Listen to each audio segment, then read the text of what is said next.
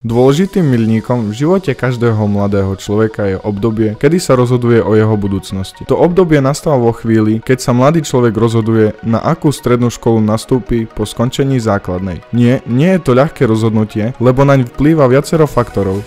V dnešnej dobe je mnoho stredných škôl, ktoré doslova bojujú o svojho budúceho žiaka a snažia sa rodičov a ich detí presvedčiť, že práve tá ich škola je tou najlepšou pre prirodzený a zdravý vývoj ich potomkov a zároveň im poskytne vzdelanie na čo najlepšej úrovni. Nepochybne, každá stredná škola chce odovzdať svojim žiakom čo najviac vedomostí a zručností. Zostáva však otázkou, či je to všetko, čo potrebuje dnešný žiak, aby sa uplatnil na trhu práce v dnešnej dobe. Na túto otázku vedia najlepšie odpovedať bývalí absolventi každej školy. Preto si tvorcovia tohto videa našli čas a vyhľadali úspešných absolventov strednej priemyselnej školy v Bardejove a položili im zo pár otázok, ako ich naša škola pripravila pre budúci život, v čom im pomohla pri presadzovaní sa na trhu práce.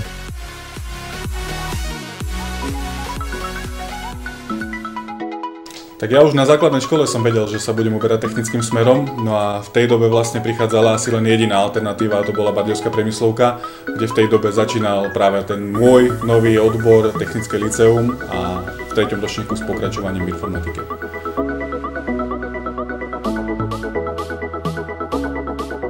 Štúdium na priemyslovke mi dalo veľmi veľa. Jednak 4 roky života v dospievaní v výbornom kolektíve, my sme boli veľmi dobrá trieda. Na dobrej škole, kde nám ponúkali množstvo možností, jak nielen študovať, ale aj iné aktivity. A hlavne, čo priemyslovka mala vynikajúcu úroveň. Čo sa týka stavbarčiny, mi vlastne dala komplet celé informácie, všetky informácie, ktoré som potrebovala na ďalšie štúdium.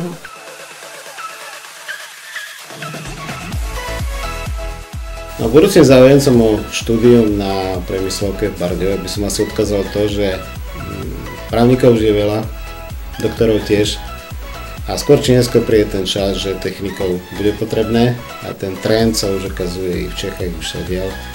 Len je dôležité to, že to sú technické vedy, no a tie treba ako inakšie študovať, ako niečo sa nabiflovať. Odkážem iba jedno, študujte.